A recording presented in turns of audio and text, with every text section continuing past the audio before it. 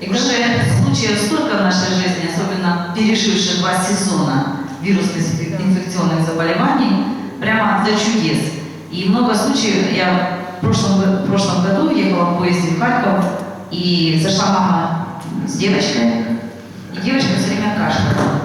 Харьковский поезд, думаю, ну все, ночь пропала. Но она так кашляла страшно, что просто мы все сжались. Я подхожу к маме и говорю ей: можно я помогу девочке? Она начала плакать, говорит: мы летим с Канар, неделю она там проболела, я ей давала антибиотики, и мы оттуда раньше вылетели, сдали билет, они были в отпуске. И я вот не знаю, что делать с ребенком. Она просто кашляла, задыхалась. У меня было с собой просто мята и дыхание. Я вначале взяла дыхание, и она на меня посмотрела очень боязко. Я говорю: смотрите на этот флакончик. Этим пользуются мои дети. Я знаю, что я делаю. Я говорила настолько уверенно. Я помазала себя, я помазала маму, и ребенок перестал кашлять. Это было ее купе. Где-то через минут 15 ребенок опять в 10 начал кашлять. Я подошла к маме и говорю: разрешите теперь ее помазать. Возьмите на пальчик, смажьте под носиком, чтобы не попало в глазки.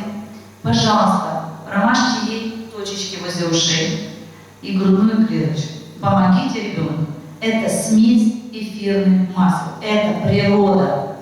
Ввиду того, что у мамы просто выхода другого не было, впереди ночь, выхода не было. Мама это сделала. Ребята, мама вечно подошла ко мне еще раз и попросила: дайте мне этот пузырек на ночь, пожалуйста. Она просто рыдала. И вот она забрала его в Харьков, этот пузыречек, но есть парадокс. Эта мама не стала пользоваться до конца эфирными маслами. Она покупает только масло дыхания. Поэтому дело не в врачах, и не в медицине, и не в аптеках, и не в супермаркетах. В нас самих. Насколько мы себе можем разрешить мыслить по-другому. Насколько мы хотим о себе заботиться. Насколько мы сегодня в этом мире рекламы, безобразия можем выжить. Другого варианта нет. Потому что я ей пыталась рассказать, что в доме есть еще для ребенка и омега, и эфирное масло апельсина. Она уже купила 10-е масло дыхания этой зимой. И весь садик лечит.